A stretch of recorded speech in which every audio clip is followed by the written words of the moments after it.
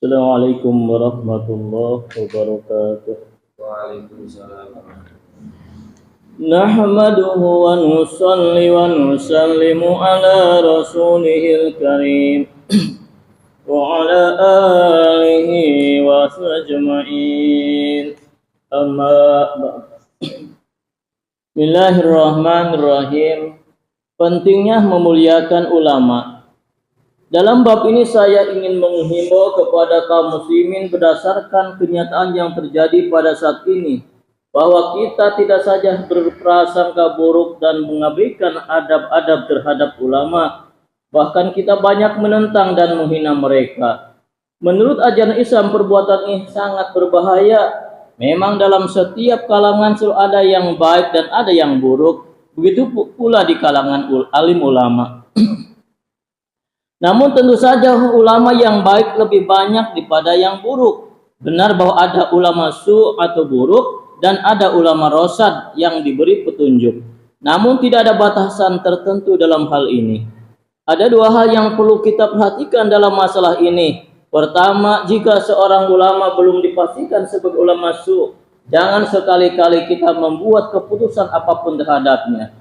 Kedua, jika hanya karena berprasangka buruk bahwa si pembicara adalah ulama su, janganlah sekali-kali membantah ucapannya begitu saja tanpa diselidiki terlebih dahulu.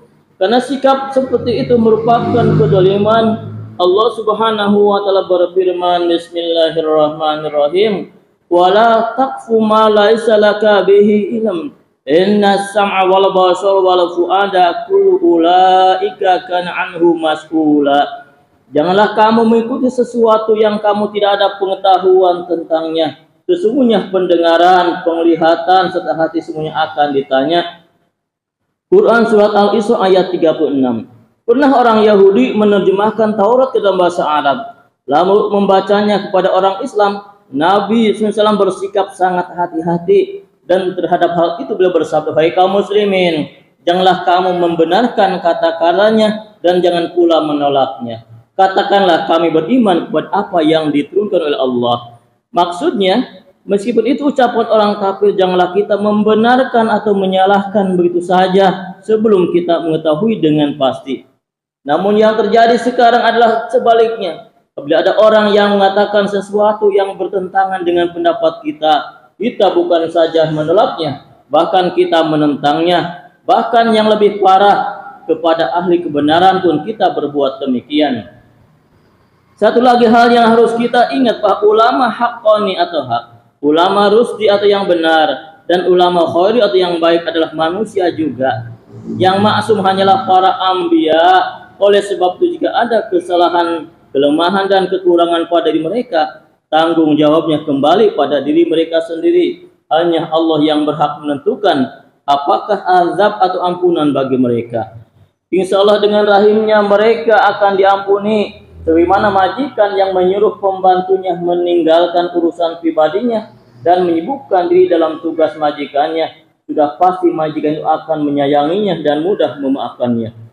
Apalagi Allah, tidak ada majikan yang lebih mulia daripadanya. Walaupun dengan keadilannya, dia menyiksa seorang itu masalah lain. Dengan demikian, apabila ada orang yang mengajak untuk berburuk sangka kepada alim ulama, membenci alim ulama, berusaha menjauhkan manusia dari alim ulama, dan menyebabkan kekacauan dalam masalah agama, mereka adalah penyebab kerusakan agama. Dan orang yang berbuat akan dapat siksa yang keras. Rasulullah bersabda, "Inna min ijalillahi ta'ala ikramu disaybatil muslim wa hamilil qur'ani ghairil ghali fih walal jafi anhu wa ikramu disultanil muqsid."